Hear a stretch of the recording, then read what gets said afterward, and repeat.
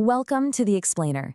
Today we're tackling a big one, a popular high-dividend ETF that so many people see as a source of safe, quality income.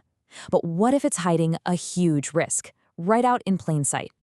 Yeah, that's a pretty bold claim, right?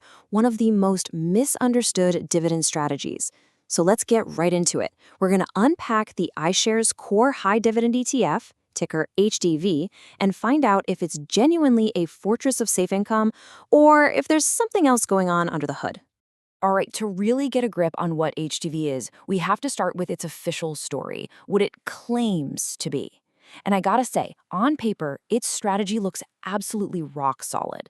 You could almost call it a fortress, built specifically to protect your dividend income. So, the basics. HDV comes from BlackRock, one of the biggest names in the business, and it follows a Morningstar index. The whole idea is simple. Find stocks with high dividend yields that also meet some pretty tough quality standards. But here's our first clue. Look at the number of holdings. We're talking only about 75 to 80 stocks. That is super concentrated right from the start. Just keep that in the back of your mind. Okay, so what's the secret sauce for that quality screen? Well, it's all about this idea of an economic moat. It's a term Morningstar came up with, and it's basically a company's unique, sustainable competitive advantage. Think about a brand like Coca-Cola or the massive network that Visa has. It's that special thing that keeps competitors at bay. And this focus on moats is really what's supposed to set HVGTEs apart from the crowd. And they don't just look in the rearview mirror. A screening process is all forward-looking, and it's a two-step knockout. Step one, does the company have one of those strong, durable economic moats? Yes? Okay, move on to step two. Here, they run a serious financial health check. It's basically a stress test to see if the company can actually afford to keep cutting those dividend checks, even if things get tough. So you take that moat screen and you combine it with that financial health test, and what you get is honestly probably the strongest, most rigorous filter for dividend safety you can find in the entire ETF universe. It's built from the ground up to sniff out and avoid those dreaded dividend traps. Those high-yield stocks that end up slashing their payouts. So, with a dividend safety screen that's basically best in class, you'd think HDV would be crushing it, right? The undisputed champion. But this is where things get interesting. When we actually look at the performance data, some cracks start to show in that fortress. Let's put HTV side by side with some of the other heavy hitters like SCHD and VIG. And this is where the story really gets complicated. First off, its 10-year total return, it's actually lagging behind both of them. Then there's that concentration we talked about. It's wild. A whopping 58% of the fund is in just its top 10 stocks. But the number that really makes you go whoa is the turnover, 82%. That means it's basically selling and buying almost its entire portfolio every single year. That is just not normal for a dividend ETF. And the performance, it's a total roller coaster. It's a story of either feast or famine. I mean, look at 2022. It was an absolute superstar, the best in its class while everything else was tanking. But then you look at 2020 and 2023, and it was one of the weakest. These aren't just random mood swings. This is the biggest clue we have about what's really pulling the strings inside this fund. Right, so that wild performance isn't just a fluke. It's pointing us directly to the core secret of this ETF, the real engine that's driving its performance, for better and for worse. And here it is. This is the big reveal.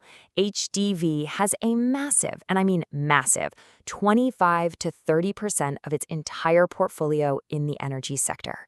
We're not talking about a slight tilt here. This is a defining characteristic that basically dictates the fund's every move. This changes everything. Suddenly, the story isn't about quality or moats anymore. The real story is that HDV's performance is completely tied to the boom and bust cycle of energy prices. So let's be crystal clear, when you buy HDV, you are making an enormous concentrated bet on the energy sector, whether you realize it or not. So this huge reliance on one single, very cyclical sector, combined with how the fund is built, well, it creates some pretty big structural risks. And these are the kinds of risks you'd never guess just by looking at the name Core High Dividend ETF. Okay, risk number one, that insane concentration. I mean, 58% in just 10 companies. Think about that. If just one of those big players, say an ExxonMobil, has a bad quarter, it's going to hit HDV way harder than a more spread out fund. And risk number 2 is that crazy 82% turnover rate we mentioned. The fund basically gets a complete makeover every single quarter, which means tons of buying and selling. That can rack up trading costs. And here's the big one: if you hold it in a taxable account, it can spit out some nasty capital gains taxes you weren't expecting. So let's just recap the big risks here. You've got 4 main things to worry about with HDV. First, it's cyclical because it's tied to energy. Second, it's super concentrated in just a few stocks.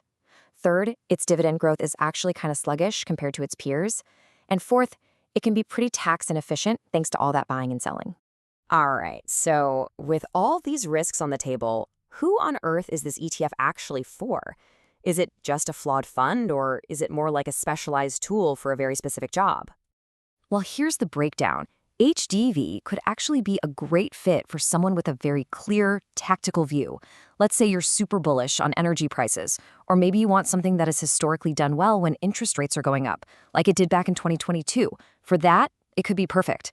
But it is absolutely not for someone who wants broad diversification or a simple set-it-and-forget-it kind of investment for long-term growth. And that really brings us to the bottom line, the single most important takeaway. HDV is not a core, foundational piece of your portfolio. It's just not. This isn't the kind of ETF you buy and just let it ride for decades. You have to think of it more like a scalpel, a precision instrument, a tactical tool that you only bring out when the conditions are exactly right for its specific purpose. So ultimately, that leaves you with a really important question to ask yourself. Now that you know exactly what's under the hood, you know its drivers, you know its risks, the question is, does making a concentrated, cyclical bet on energy actually fit with your personal investment strategy? And as always, just a quick reminder that this is all for educational and informational purposes. It's definitely not financial advice. Every investment has risks, so please do your own homework. And it's always a good idea to chat with a qualified financial professional to figure out what makes sense for you.